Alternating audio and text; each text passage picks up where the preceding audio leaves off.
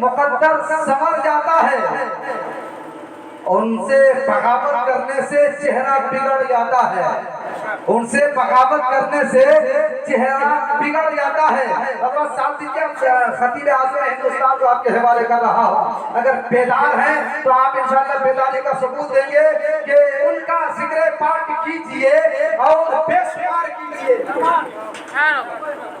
ان کا ذکر پاک کیجئے۔ کہ شاعری کا مثال دے رہے ہیں آپ کو کہ ان کا ذکر پاک کیجئے اور بے شمار کیجئے کہ ہے خدا کی بندگی یہی، مصطفیٰ سے پیار کیجئے، ہے خدا کی بندگی یہی، مصطفیٰ سے پیار کیجئے۔ اور جب عصر علی کی تھی قضا، مسکرا کے آپ نے کہا آفتاب لوٹ آئے گا، تھوڑا انتظار کیجئے، آفتاب لوٹ آئے گا، تھوڑا انتظار کیجئے۔ استقبال کریں نعرہ تکبیر، نعرہ رسالت۔ ایک معاملہ بولنا، دوسرا معاملہ پتہ نہیں قسم کھا کے آیا ہے کیا۔ ایک آدمی سسرال گیا تو سسرال میں اسے سسر نے اپنے بیٹے کو کہا کہ جاؤ نوشہ بابو کو بلاؤ کہ آگے کھانا کھا لے۔ تو داماد کو بلانے کے لیے وہ رسالے صاحب گئے، ہونے کے پاس گئے کہ چلیے جیجا جی کھانا کھا لیا جائے۔ بولا نہیں ہم نے کھائیں گے۔ کہا کہ جاؤ نا بابو، پھر سے جا کے بولو نا۔ پھر وہ گیا، بولا نہیں کھائیں گے۔ پھر اپنے ابا کو بتایا کہ ابا حضور یہ کھانا کھانا نہیں جاتے ہیں۔ بولا کہ جا کر کے بولو نا کہ کیوں نہیں کھانا جاتا ہے۔ تو پھر جا کر کے پوچھا کہ قسم سے میں آج کھانا نہیں کھاؤں گا۔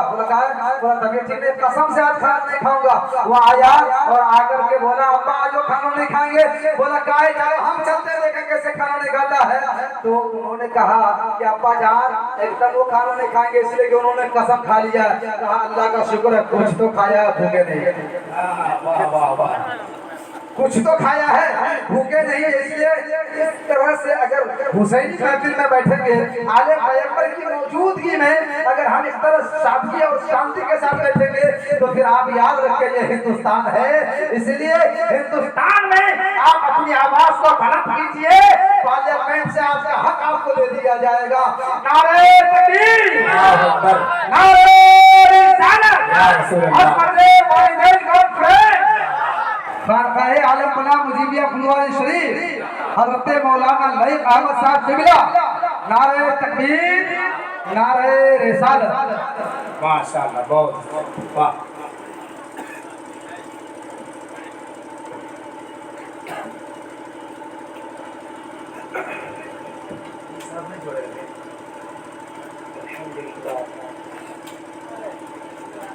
الحمدللہ رب العالمین والصلاة والسلام علی رسولہ الکریم، اما بعد، اللہ تبارک و تعالی المجید والفرقان الحمید، اعوذ باللہ من الشیطان الرجیم، بسم اللہ الرحمن الرحیم، فسوف یأتی اللہ بقوم يحبه ويحبونه، صدق اللہ العظیم۔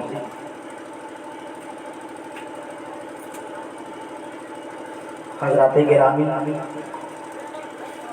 یہ عاشقوں کی محفل ہے۔ کیا بات ہے، سبحان اللہ۔ اس محفل پاک کو نسبت حضور تاج العارفین پیر مجیب اللہ کے غلاموں سے،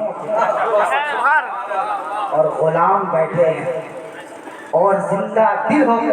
کیا بات ہے۔ آئیے سب سے پہلے ہم اور آپ اس آقائے نامدار مدینے کے تاجدار، دونوں عالم کے مالک و مختار کے بارگاہ گہربار میں عشق و محبت کا ثبوت پیش کرتے ہوئے پڑھے بآواز بلند اور شریف اللہم صلی علی سیدنا محمد النبی الامی وعلی آلہ وبیتہ واصحابہ وسلم علیہ وآلہ اجمعین۔ آئیے کچھ گفتگو کرنے سے پہلے معمول کے مطابق دو تین شعر آپ کے سماعت کے حوالے کر رہا ہوں، ملاحظہ فرمائیں۔ ارشاد ہو، سبحان اللہ، بہت دن ہو گئے سنے اللہ کو۔ یہ اداس راہ منزل یہ میری شکستہ پائی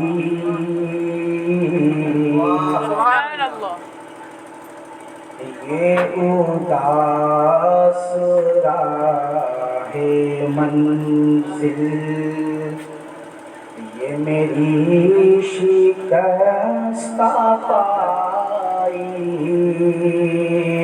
یہ اداس راہ منزل یہ میری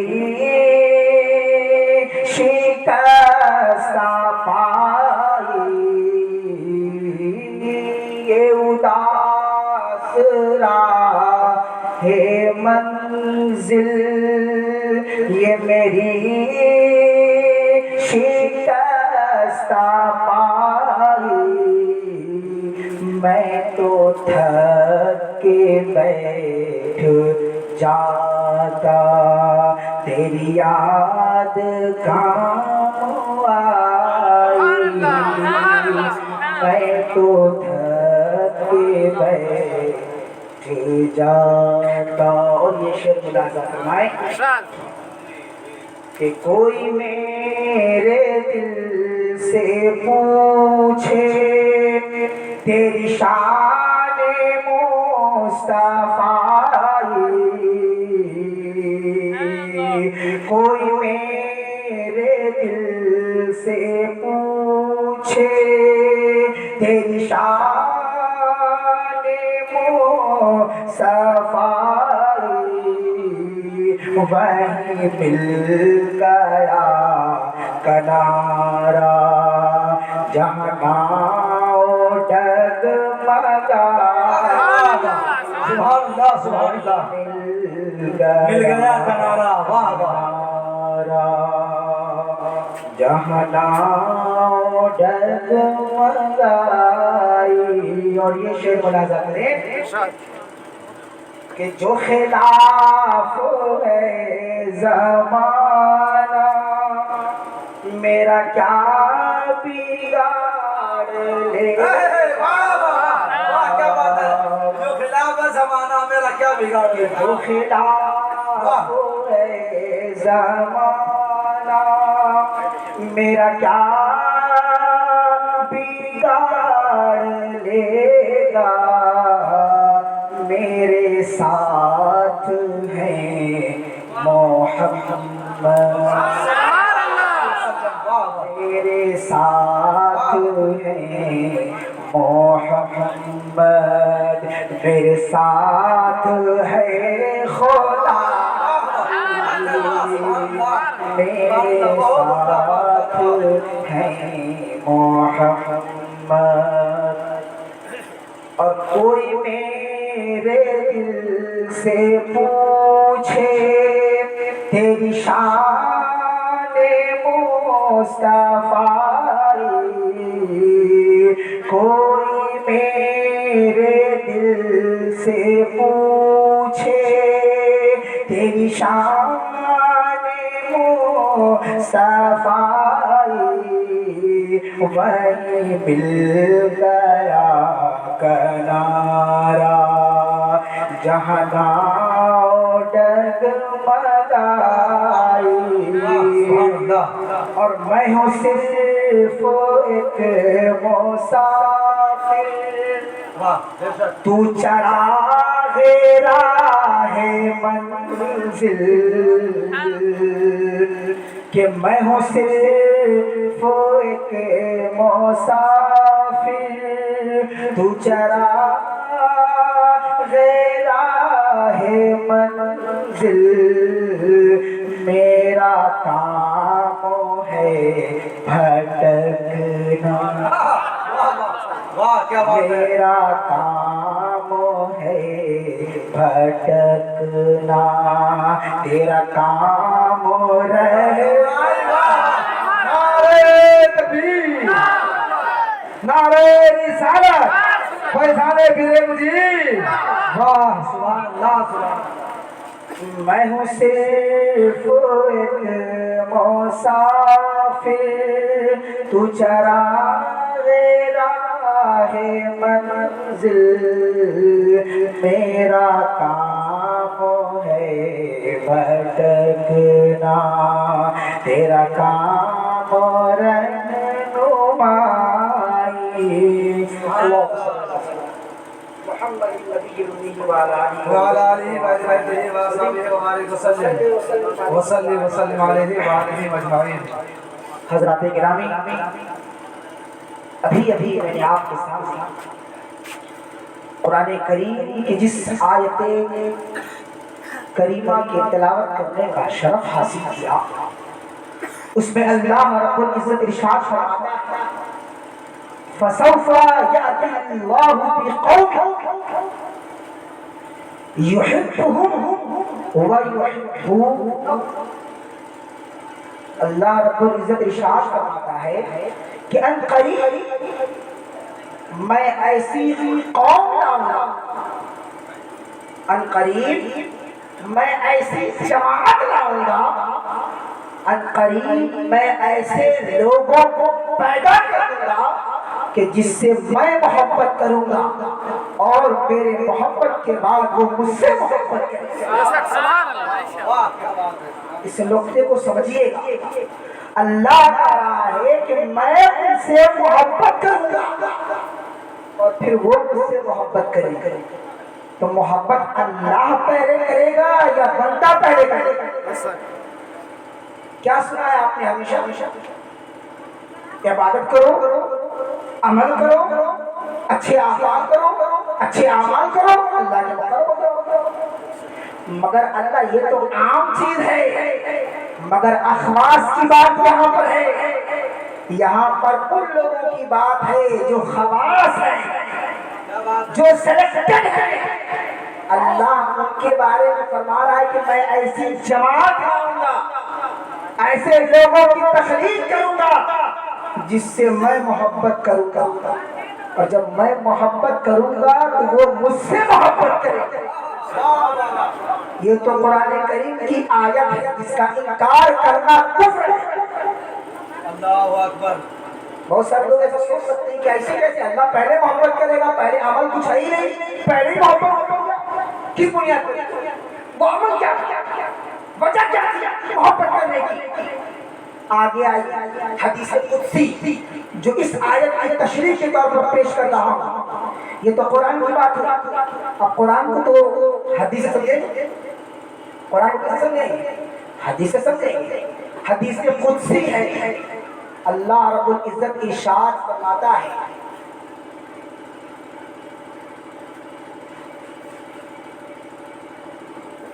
کہ اللہ جب کسی سے محبت کرتا ہے، جب کسی سے محبت کر لیتا ہے، نادا جبریل کو بلاتا ہے۔ جب محبت کر لیا تو کہتا ہے اے جبریل انی احب فلانا، اللہ کہتا ہے جبریل انی احب فلانا، میں فلاں سے محبت کرتا ہوں۔ تو جبریل کہتے ہیں اے اللہ تو مجھے کیا حکم ہے، تو محبت کر رہا ہے فلاں سے تو میرے لیے کیا حکم ہے؟ اللہ نے کہا احبہ، اے جبریل احببہ، تم بھی اس سے محبت کرو۔ پہلے خود کیا، اس کے بعد کہہ رہا ہے اے جبریل میں نے محبت کیا ہے فلاں شخص سے، تو بھی کر، احببہ، اے جبریل تم بھی اس سے محبت کرو۔ تو جبریل کہتے ہیں فاحببت، تو میں محبت کرنے لگا، اور جب محبت کر لیا تو میں نے خالق کائنات سے پوچھا اے اللہ اب آگے کیا حکم ہے؟ تو نے محبت کیا، مجھ سے محبت کروایا، اب آگے کیا حکم ہے؟ اللہ نے کہا اے جبریل نادی فی السماء، جا کر آسمان میں ندا لگا دو۔ کیا ندا لگاؤ؟ ندا یہ لگاؤ کہ اللہ فلاں شخص سے محبت کرتا ہے اور مجھ سے محبت کرواتا ہے، اے آسمان کے فرشتوں تم بھی اس سے محبت کرو۔ اے آسمان کے فرشتوں تم بھی اس سے محبت کرو۔ جب آسمان کے فرشتے محبت کرنے لگتے ہیں تو جبریل امی اللہ کی بارگاہ میں جاتے ہیں اور جانے کے بعد عرض کرتے ہیں اے خالق کائنات تو نے فلاں سے محبت کی، مجھ سے کروایا، فرشتوں سے کروایا، آگے کیا ہوگا؟ اب کیا کرنا ہے؟ اب کیا معاملہ ہے؟ اللہ نے کہا اے فرشتوں، اے جبریل فرشتوں میں اعلان کر دو کہ دنیا میں بسنے والے جتنے لوگ ہیں ان کے دلوں میں میرے محبوب کی محبت کو ڈال دو۔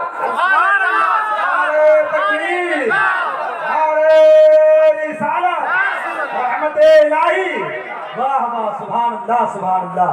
سمجھ میں آئی بات؟ ایک طرف قرآن نے کیا کہا کہ میں ایسی قوم لاؤں گا، اللہ کہہ رہا میں ایسی جماعت تیار کروں گا جس سے میں محبت کروں گا، جب میں محبت کرنے لگوں گا تو وہ مجھ سے محبت کریں گے۔ اور یہ حدیث کی روشنی میں اس کی تشریح کہ اللہ جبریل کو بلاتا ہے اور عرض کرتا ہے اے جبریل میں نے کر لیا محبت، تو نے بھی کر لیا، فرشتوں نے اعلان بھی کروا دیا، اب کیا دنیا میں جو لوگ ہیں جو اس لائق ہیں ان کے دلوں کا انتخاب کر۔ یہ محبت سب کے دلوں میں ڈالی جاتی، یہ محبت سب کے دلوں میں نہیں ڈالی جاتی، بلکہ اللہ انتخاب فرماتا ہے اور انتخاب اس کا فرماتا ہے جو باادب ہوتا ہے۔ اس کو فرماتا ہے جو باادب ہوتا ہے، کیونکہ باادب بانصیب، بے ادب بے نصیب۔ حضرت ہلال علیہ السلام فرماتے تھے جو ادب کے حد سے گزر گیا نہیں دین اس کے نصیب میں، جو ادب کے حد سے گزر گیا نہیں دین اس کے نصیب میں، یہ وہ فضل خاص کریم ہے کسی بے ادب کو ملا، یہ وہ فضل خاص کریم ہے کسی بے ادب کو ملا نہیں۔ جو با ادب ہوتا ہے انتخاب اسی کا کیا جاتا ہے، جو با ادب ہوتا ہے انتخاب اسی کا کیا جاتا ہے۔ تو جب ظاہر سی بات ہے جب اللہ نے انتخاب کیا ان دلوں کا جس میں اپنے محبوب کی محبت کو ڈال دیا، جب محبت ڈل گئی، جب محبت دل میں داخل ہو گئی تو چاہنے والے کبھی تاج العارفین پیر مجیب اللہ کو چاہتے ہوئے نظر آتے ہیں، چاہنے والے کبھی حضرت خواجہ غریب نواز کو چاہنے والے نظر آتے ہیں، چاہنے والے کبھی غوث اعظم کو چاہتے ہوئے نظر آتے ہیں، چاہنے والے حضرت محبوب الہی کو چاہتے ہوئے نظر آتے ہیں، یہاں تک کہ اولیاء کرام سے جو محبت ہوتی ہے خود سے نہیں ہوتی، اللہ کراتا ہے۔ نعرہ تکبیر، نعرہ رسالت، فضل خداوندی، خانقاہ مجیبیہ پھلواری شریف، فیضان پیر مجیب، اولاد رسول، واہ واہ، سبحان اللہ سبحان اللہ۔ یہ تو محبت کی بات تھی، اس حدیث میں تو محبت کی ترغیب دی گئی۔ ایک اور حدیث جبریل، حدیث قدسی ہے جس میں اللہ فرما رہا ہے من عادی لی ولیًا، ابھی بات ہوئی محبت کرنے والوں کی، ابھی بات ہوئی ان کی جن کے دل کو اللہ نے اپنے محبوب سے محبت کرنا منتخب کر لیا ان کے ادب کی وجہ سے۔ اب بات ہو رہی ہے ان لوگوں کی جن کے دل کو اللہ نے سلیکٹ نہیں کیا، اس لائق نہیں سمجھا کہ اس کے دل میں اس کے محبوب کی محبت ہو، اس کے بارے میں فرمایا من عادی لی ولیًا، من عادی لی ولیًا فقد آذنتہ بالحرب، جس نے میرے کسی ولی سے دشمنی کی، دشمنی کئی طریقے کی ہو سکتی ہے، دشمنی کا مطلب صرف یہ نہیں ہے کہ سب و شکم، لان تان ہو، گالی گلوچ ہو، صرف یہی دشمنی نہیں ہے، دشمنی تو بغض بھی ہے، دشمنی تو حسد بھی ہے، دشمنی تو بے ادبی بھی ہے، دشمنی تو گستاخی بھی ہے، یہ تمام چیز دشمنی کے قبیل ہے۔ من عادی لی ولیًا، جس نے میرے کسی دوست سے دشمنی کی، فقط آذنتہ بالحرب، میں اس سے جنگ کا اعلان کرتا ہوں۔ اللہ اگر جنگ کا اعلان کر دے، کسی غیر کی طاقت ہے اس کو بچا لے گا؟ بالکل نہیں۔ واہ، اب غور کرے، اللہ نے کبھی یہ نہیں کہا کہ جو تارک صلاۃ ہے میں اس کا دشمن ہوں، جو تارک صوم ہے وہ میرا دشمن ہے یا میں اس سے جنگ کا اعلان کرتا ہوں، یہ نہیں کہا۔ جو عمل چھوڑنے والے ہیں میں اس سے جنگ کا اعلان کرتا ہوں، یہ نہیں کہا۔ کہا یہ کہ جو میرے محبوب سے دشمنی کرتا ہے میں اس سے جنگ کا اعلان کرتا ہوں۔ تو کیا نماز بچا پائے گی؟ سجدے بچا پائیں گے؟ روزہ بچا پائے گا؟ زکوٰۃ بچا پائیں گے؟ حج بچا پائیں گے؟ نوافل بچا پائیں گے؟ تسبیحات بچا پائیں گے؟ نہیں بچا سکتے۔ اللہ نے اعلان کر دیا، اللہ نے اعلان کر دیا چاہے جتنا عمل کر لو، بغض ولی ہے تو یہ عمل کسی کام کا نہیں۔ بغض علی ہے، بغض ولی ہے، بغض ہے اور عداوت ہے میرے محبوب سے، تو یہ نمازیں، یہ روزہ، یہ نوافل، یہ صدقات، یہ خیرات، یہ عبادات کسی کام کے نہیں۔ لہذا اگر صدقات کو چمکانا چاہتے ہو، نماز کو چمکانا چاہتے ہو، حج کو چمکانا چاہتے ہو، اس کے اندر عبادت کی روح ڈالنا چاہتے ہو تو پہلے میرے ولی سے محبت کرو۔ سبحان اللہ۔ نماز تو سب پڑھتے ہیں، کیا نماز کا حق ادا کرتے ہیں؟ کیا فرمایا گیا حدیث شریف میں؟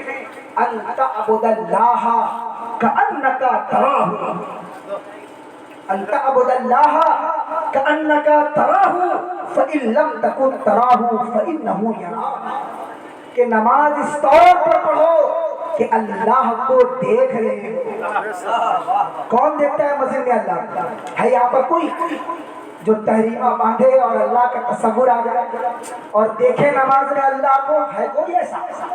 حدیث میں فرمایا گیا کہ نماز اس طور پر پڑھو کہ اللہ کو دیکھ رہے ہو۔ وَإِن لَمْ تَكُنْ تَرَاهُ، اگر یہ عمل ایسا نہیں ہے، تمہاری نماز اس لائق نہیں ہے یا تمہاری نماز کا معیار وہ نہیں ہے کہ تم اللہ کو دیکھ سکو، تو کم سے کم یہ استحضار ہو، کم سے کم اتنا تصور ہو کہ اللہ تمہیں دیکھ رہا ہے، کم سے کم یہ استحضار ہو کہ اللہ تمہیں دیکھ رہا ہے۔ یہ تو اصطلاحی ترجمہ ہے، یہ حدیث کا اصطلاحی ترجمہ ہے، اس کا ایک تصوفانہ ترجمہ بھی ہے، اس کا ایک عارفانہ ترجمہ بھی ہے۔ وہ کیا ہے؟ فرمایا گیا ان تعبد اللہ کأنک تراہ، کہ تم نماز اس طور پر پڑھو کہ گویا کہ اللہ کو دیکھ رہے ہو۔ وَإِن لَمْ تَكُنْ تَرَاهُ، اب یہاں پر کانا کی نفی، یہ کانا جو ہے وہ تامہ نہیں، کانا کو تامہ مان کر یہ ترجمہ کریں وَإِن لَمْ تَكُنْ تَرَاهُ، اگر تم نہیں ہوگے۔ سمجھ میں آ رہی بات؟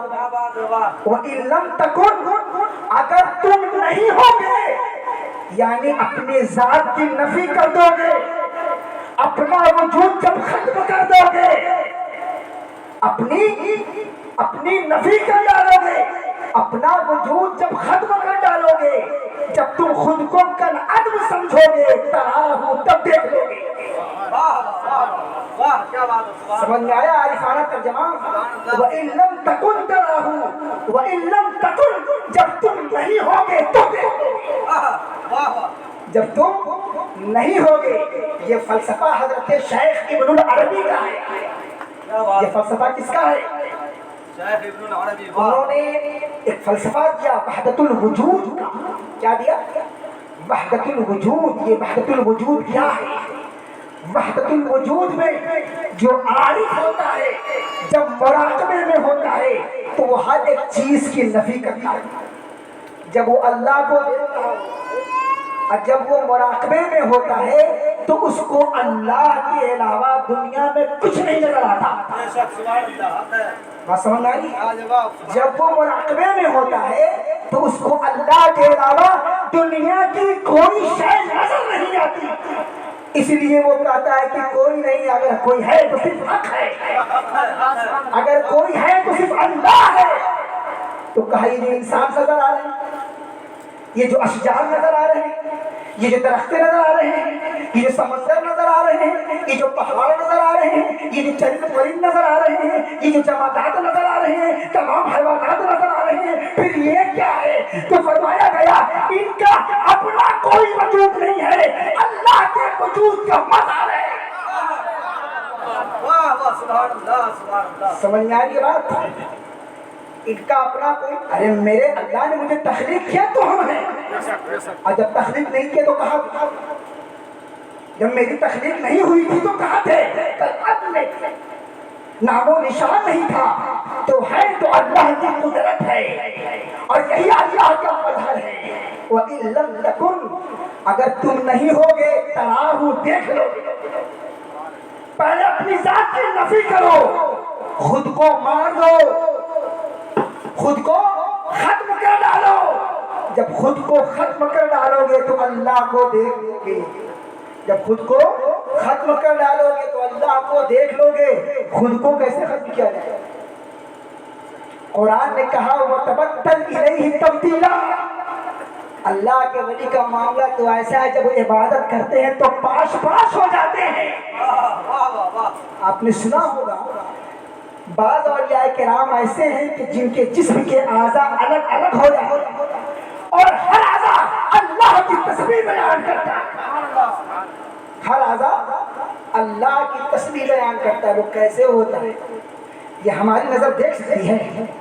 ہماری نظروں میں اس بصارت میں وہ پاور ہے کہ ان جلووں کو دیکھ لیں، ان شخصیتوں کے عروج کو دیکھ لیں، ان کے مقام و مرتبہ کو دیکھ لیں. نہیں دیکھ سکتے، اسی لیے کہا گیا مت کچھ سوچو، صرف محبت کرو. ولیوں کے بارے میں زیادہ سوچنے کی ضرورت نہیں، ہمارے ادراک فہم سے بالا تر ہے. وہ ذات، وہ شخصیت، وہ وجود ہمارے آنکھوں سے بالا تر ہے، نہیں دیکھ سکتے ان کی شخصیتوں کو. فرمایا گیا وَإِن لَمْ تَكُنْ، اگر تم نہیں ہوگے تراہو دیکھ لو. تو پہلے اپنے آپ کو ختم کرو، اپنے ظاہر کو مار دو. لوگ تو ظاہری پر جاتے ہیں نا، جبہ اور دستار اور پگڑی نظر آ گئی ہر شخص اس کے پیچھے دوڑے گا. بہت بڑا اللہ کا ولی ہے نا.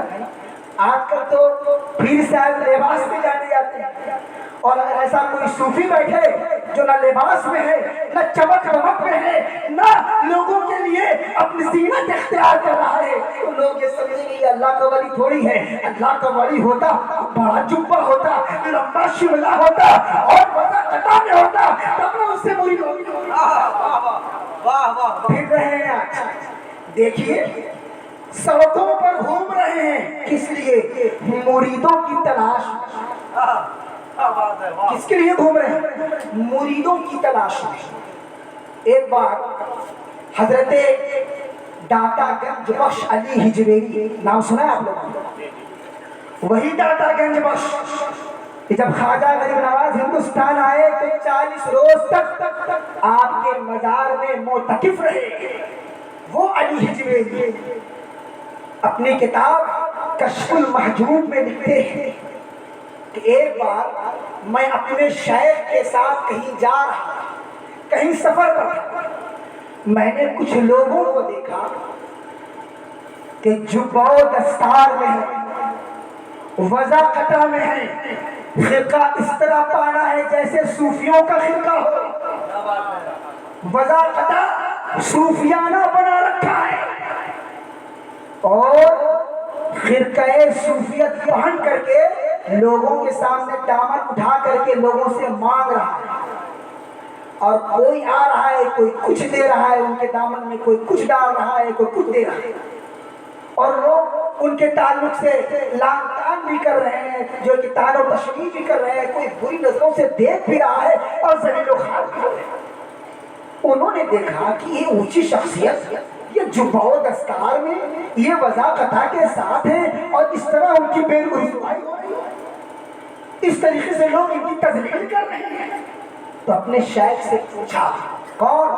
حضرت علی حجویری اپنے شیخ سے پوچھا، حضور یہ کون لوگ ہیں؟ ایسا معاملہ دیکھنے میں تو نظر آتا ہے کہ کوئی صوفی ہے، کوئی اللہ کا ولی ہے، نہ جائیں ظاہری پر پھنس جائیں گے، نہ جائیں ظاہری پر ان کے پیچھے جائیں جو اپنے ظاہری کو مار دیتے ہیں، ان کے پیچھے جائیں۔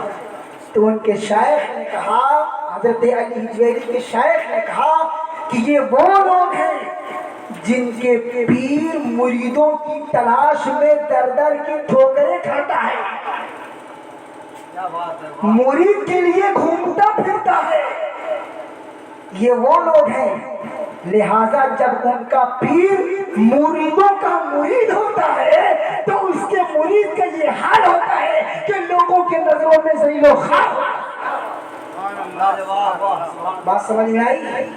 تو پیر کو تو کسی چیز کی جستجو نہیں ہونی چاہیے، وہ تو یریدون وجہہ، اس کو تو صرف یار کا مکھڑا چاہیے، وہ تو تلاشے کے راہی میں لگا رہتا ہے، اس کو تو اللہ کا دیدار چاہیے، وہ تو اللہ سے ملاقات کے لیے تڑپتا ہے۔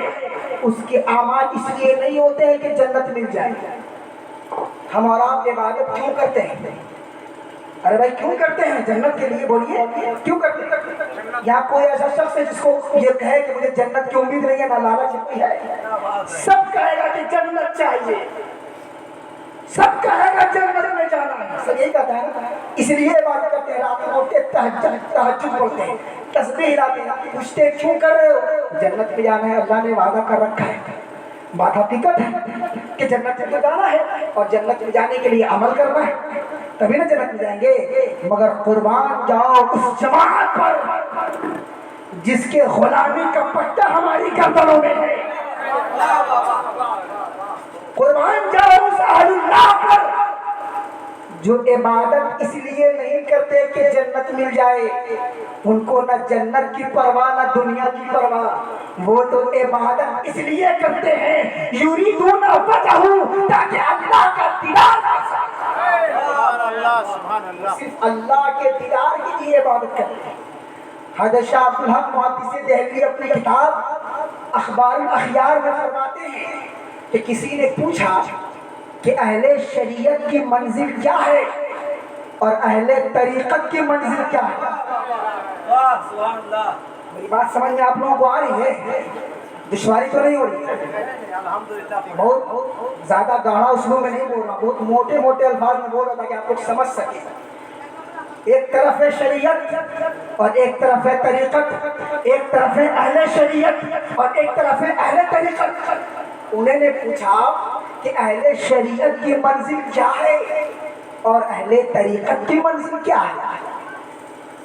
تو حضرت صوفی حمید الدین ناگوری سے بھی سوال ہوا تھا، تو صوفی حمید الدین ناگوری نے کہا کہ بہت ڈیفیکلٹ سوال کر دیا، یہ سوال جو کوشچن ہے یہ بہت ڈیفیکلٹ ہے، بہت پیچیدہ سوال کر دیا تم نے۔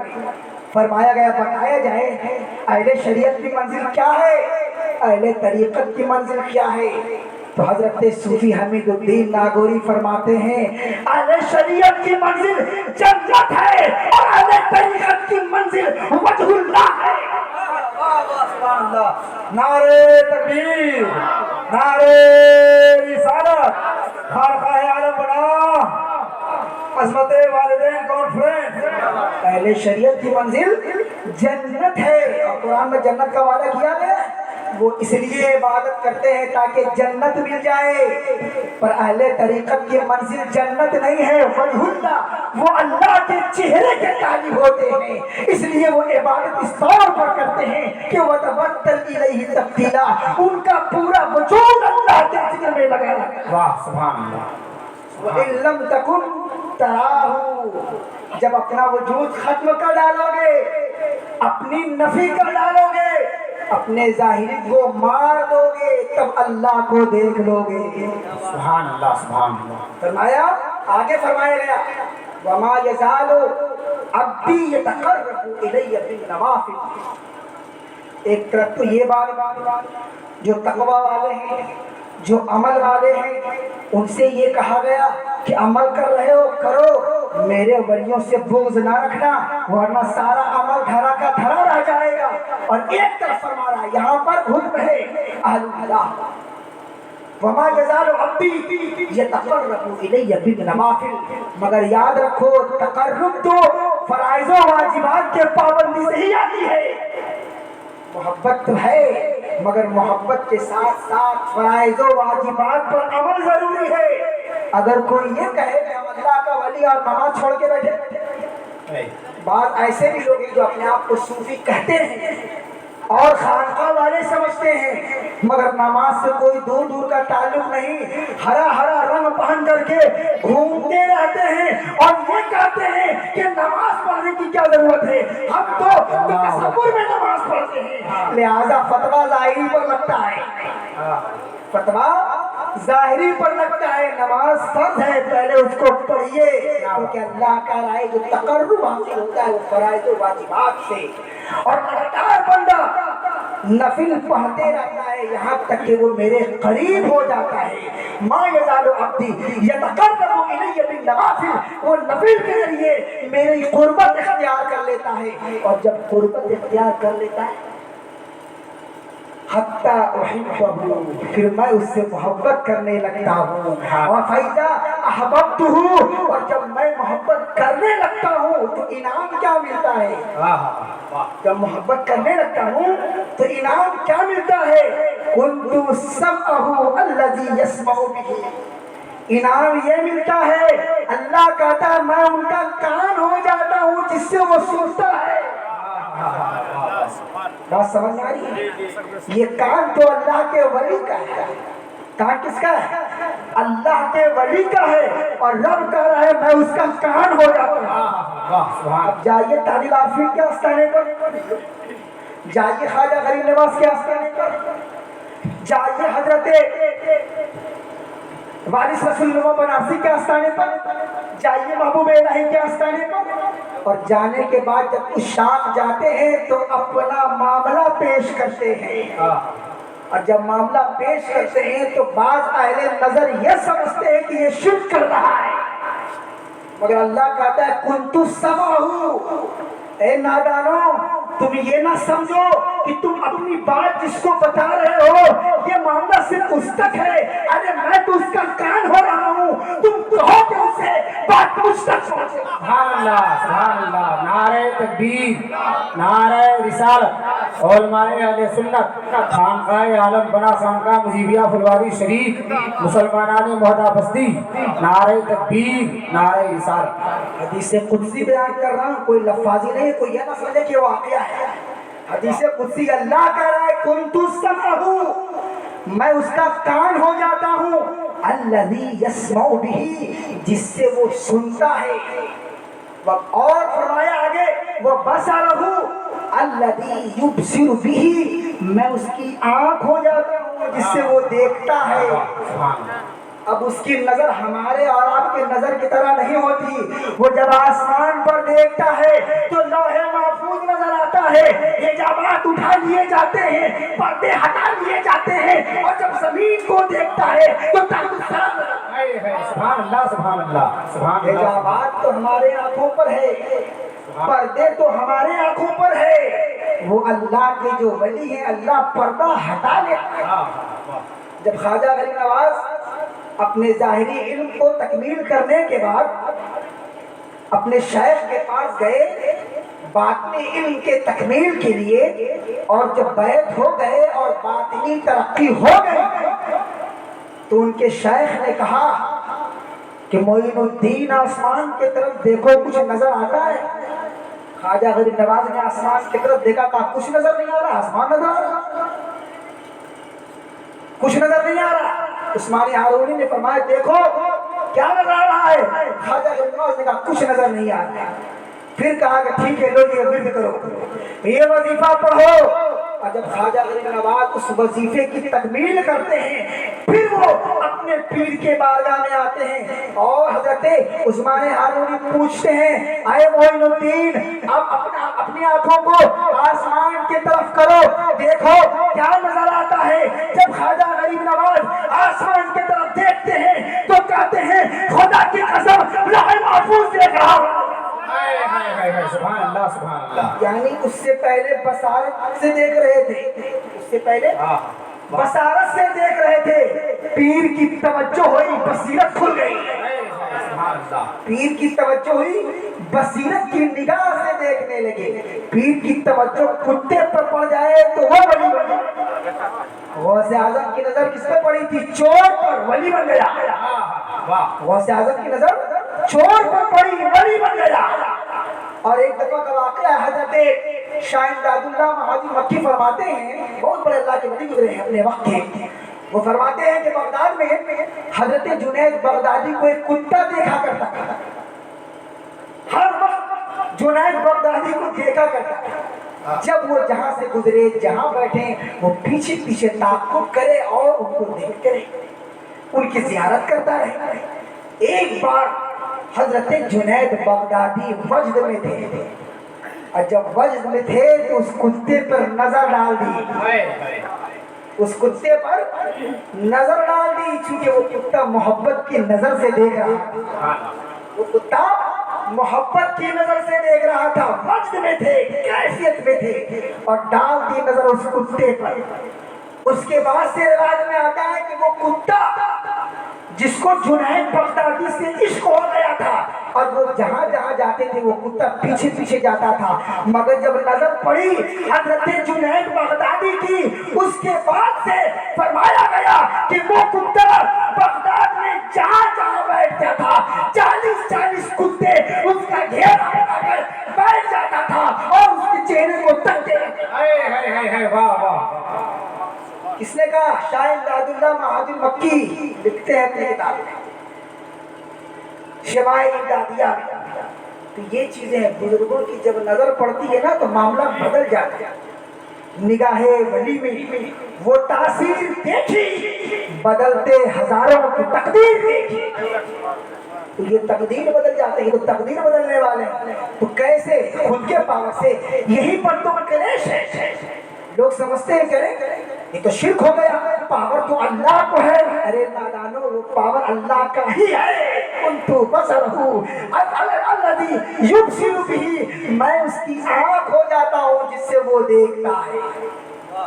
बज़ाहिर वो आँख तो अल्लाह के वली की है, मगर अल्लाह के सिफते बसीरत का उसके ऊपर मज़हर हो रहा है, और उसकी बीनाई जो है इस तरीके से वसी होती है कि वो जहाँ देखता है सब कुछ नजर आता है। आगे फरमाया वयदहु अल्लती यब्तिशु बिहा, मैं उसका हाथ हो जाता हूँ। अल्लाह फरमा रहा है कि मैं उस अल्लाह के वली का हाथ हो जाता हूँ जिससे वो पकड़ता है। और जब हम लोग बैठ होते हैं खलवत शरीफ में तो वो हाथ किसका होता है? गौर तलब है, इस नुक्ते पर गौर करें कि ताजुल आरफीन के गद्दी पर बैठे हुए हजरत सैयद शाह शेख मुर्शिदी आयतुल्लाह कादरी आयतुल्लाह कादरी दामत बरकातुहुमुल आलिया कि जब वो गद्दी पर बैठे होते हैं और मुरीदीन उनके तलब में जब जाते हैं और बैत का इरादा करते हैं और उनके हाथ पर हाथ डालते हैं, तो अल्लाह ने कहा मैं उनका हाथ हो जाता हूँ। हाथ अल्लाह के वली पर है, हकीकत में वो हाथ अल्लाह का है। और वो जो तायब हो रहा है ना अपने गुनाहों से, जो तायब हो रहा है और जो अहद कर रहा है, वो अहद अल्लाह के हाथ पर कर रहा है। वो तौबा अल्लाह के हाथ पर कर रहा है, किसी गैर के हाथ पर नहीं कर रहा है। आगे फरमाया गया मजीद वरिजलहू अल्लती यमशी बिहा, कि मैं उसका पैर हो जाता हूँ जिससे वो चलता है। क्या मतलब? ابھی پھر سے اب یہاں ہیں اور دیکھنے والے مدینہ شریف میں دیکھ رہے ہیں، دیکھنے والے مدینہ شریف میں دیکھ رہے ہیں۔ ہمارے خانقاہ کے ایک بزرگ تھے حضرت عون احمد قادری، غالباً یہ واقعہ انہی کا ہے۔ تو وہ تشریف لے جا رہے تھے حج کے لیے، تو صاحب نہیں کوئی صاحب تشریف لے جا رہے تھے حج کے لیے، اور حضرت عون احمد قادری نے فرمایا تھا کہ وہاں جانا تو میرا سلام عرض کر دینا روضہ نبی پر۔ یہی واقعہ یہی واقعہ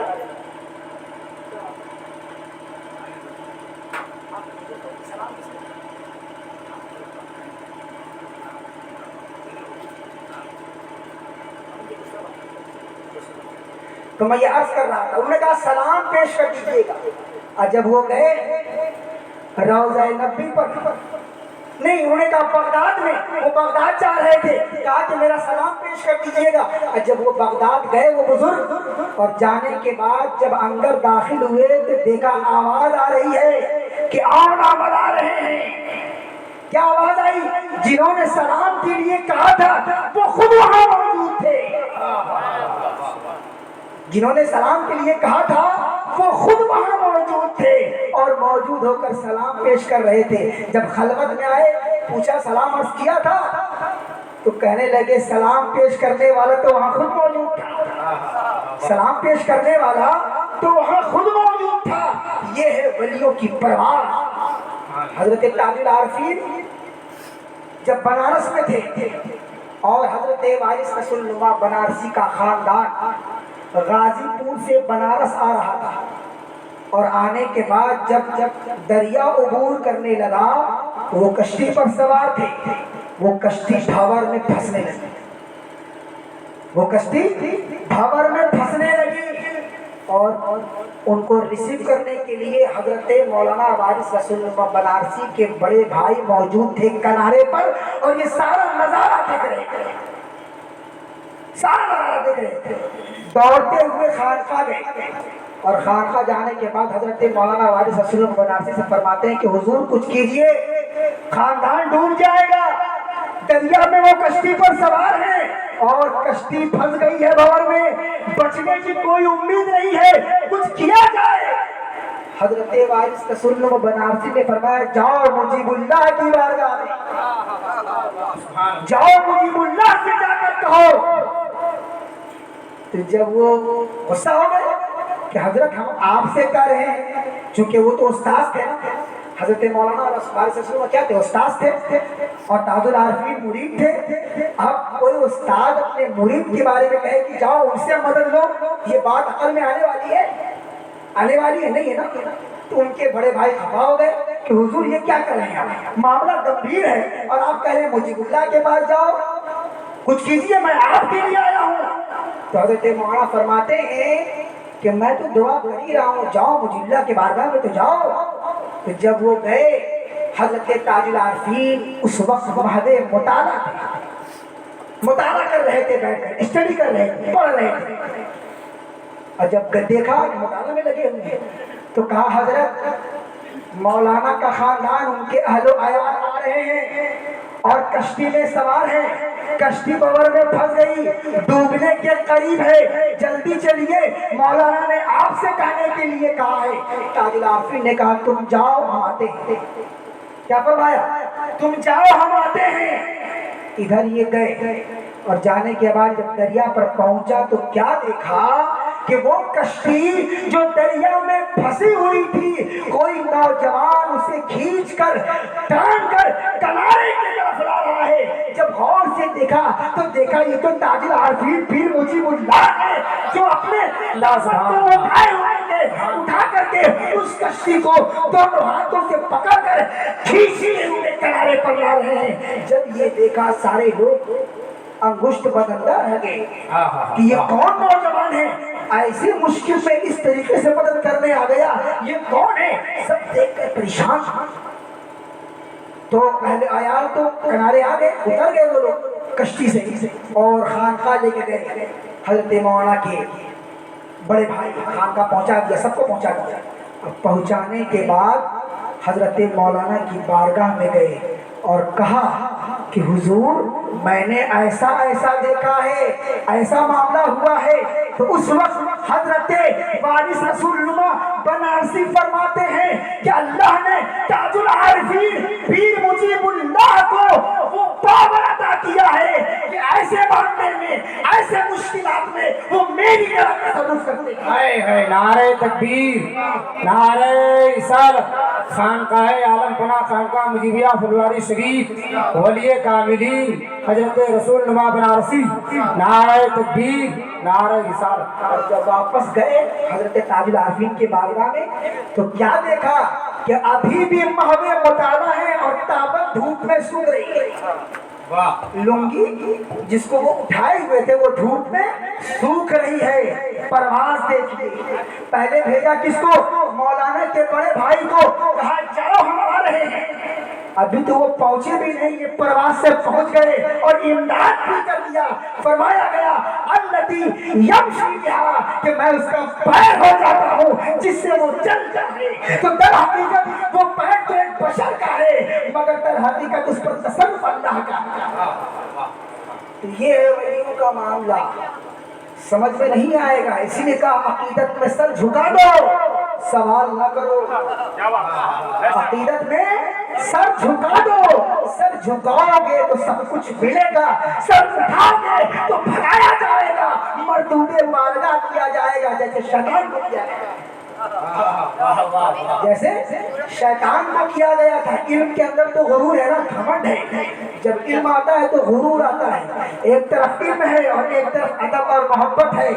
इल्म कहता है बोलो, अदब कहता है खबरदार चुप रहना। इल्म कहता है मुंह खोलो, अदब कहता है खबरदार बोलना नहीं, अदब की चाहे। मोहब्बत कहती है ज़बान न खोलना, अदब का मकाम है। तो मोहब्बत वाले झुकते हैं और गुरूर वालों को भगाया जाता है।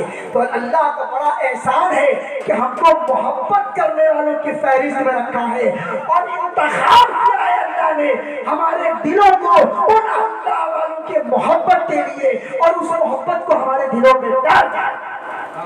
अल्लाह ताला हमें और आपको कहने सुनने से ज्यादा अमल की तौफीक अता फरमाए। व आखिर दवाना अल्हम्दुलिल्लाहि रब्बिल आलमीन। अस्सलामु अलैकुम व रहमतुल्लाहि व बरकातुहू।